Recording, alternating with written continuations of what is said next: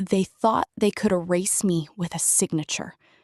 One forged medical report, one courtroom declaration, one sentence that would reduce 63 years of memories into 2 words: mentally unfit. That was supposed to be the end. But their conspiracy began long before the courtroom. It began in whispers, in hidden symbols, in soil turned over beneath my porch, in strange nights where sleep became impossible, in memories that seemed to vanish only when certain people were near. They wanted everyone to believe my mind was failing. They wanted me to believe it too. What no one realized was that I had survived grief, loneliness, betrayal, and 6 decades of storms. I wasn't about to surrender to fear. It's a resurrection. Before this is over, you'll discover how one woman uncovered a conspiracy built from forged documents, calculated manipulation, and rituals hidden behind smiling faces.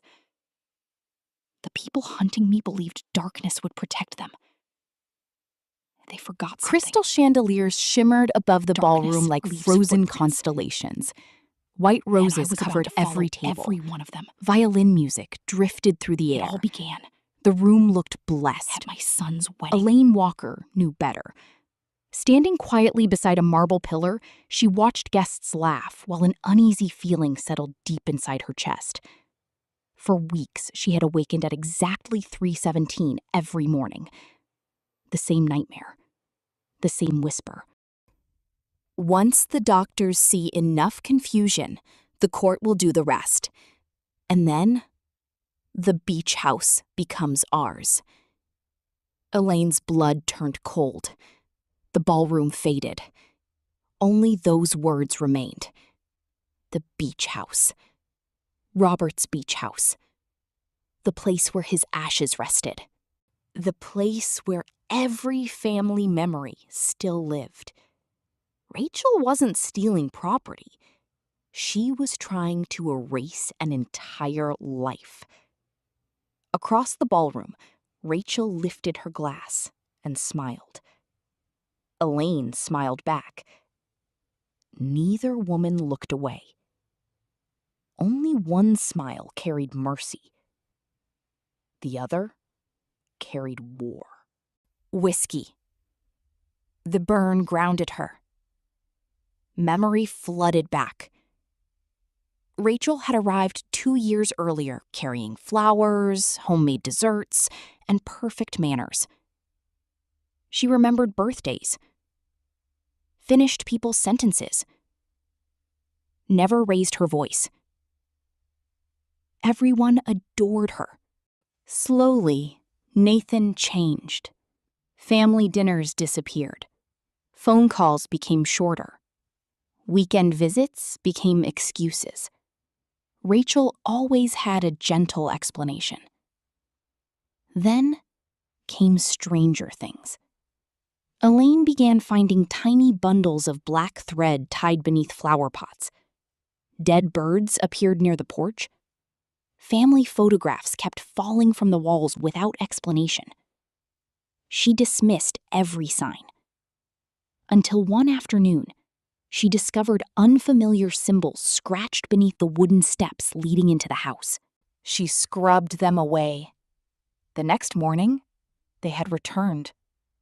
Nathan called them coincidences. Rachel called them old stains. Elaine stopped mentioning them. Because every time she did, someone looked at her with quiet concern. Exactly as Rachel intended. The cage wasn't built with iron. It was built with doubt. Then she looked toward the ballroom. Rachel believed the talismans had already won. She believed fear would keep Elaine silent. She was wrong. Because while Rachel had spent months preparing darkness, Elaine had just taken her first step toward the light. And before the week was over, the woman everyone believed was losing her mind would become the most dangerous witness Rachel had ever created.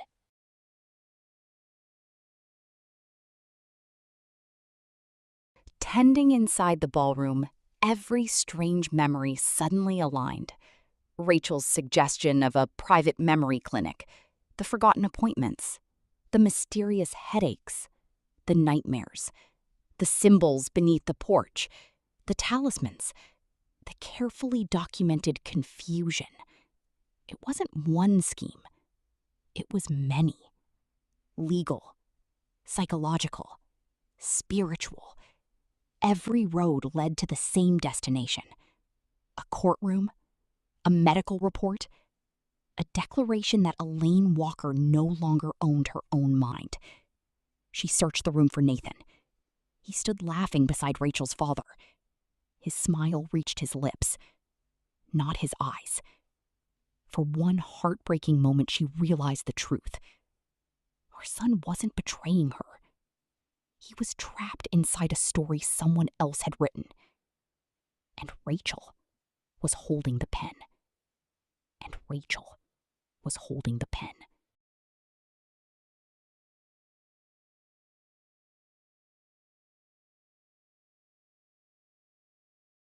I am of sound mind. Tonight, I overheard my daughter-in-law discussing a plan involving forged medical records, fabricated evidence, and occult rituals intended to convince everyone I am mentally incompetent. If I disappear, if I am hospitalized, if I am declared incapable, know this: I have not surrendered my mind. Someone is trying to steal it. She ended the recording.